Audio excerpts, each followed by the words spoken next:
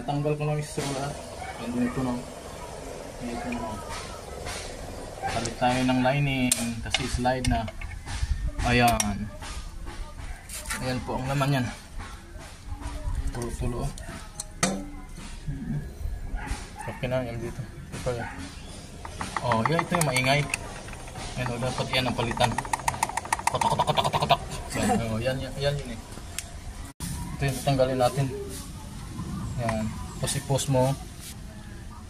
Yan o. Spring yan eh. Hindi mo pwede biglain yan eh. Baka lumipad yan. Hindi naman masyado.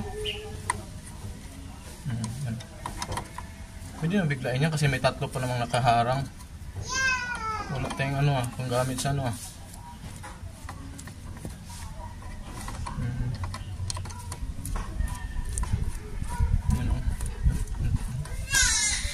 Ang taas pala nito. Yan.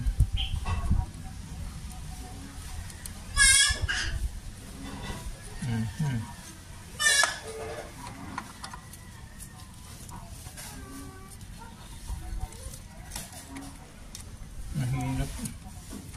Ayan. Tatalsik to.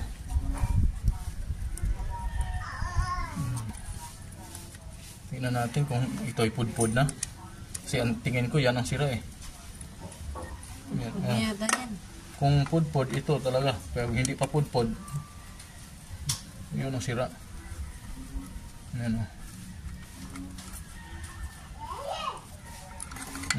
Ito yung cover nya.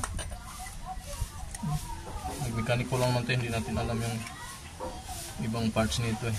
Yan. Ito yung pag ikinakambyo mo, tusok-tusok.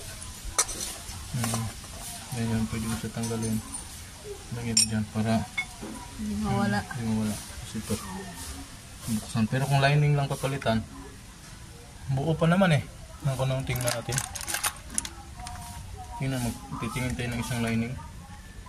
Okay pa naman oh. Compare natin sa bago. Bago doon. Tayo po po eh. Ito bago. Tingnan natin kung manipis-nipis na nga. Talaga. Yan, manipis na yung tunay na may compare natin. Manipis yan. Mas pino yung ano.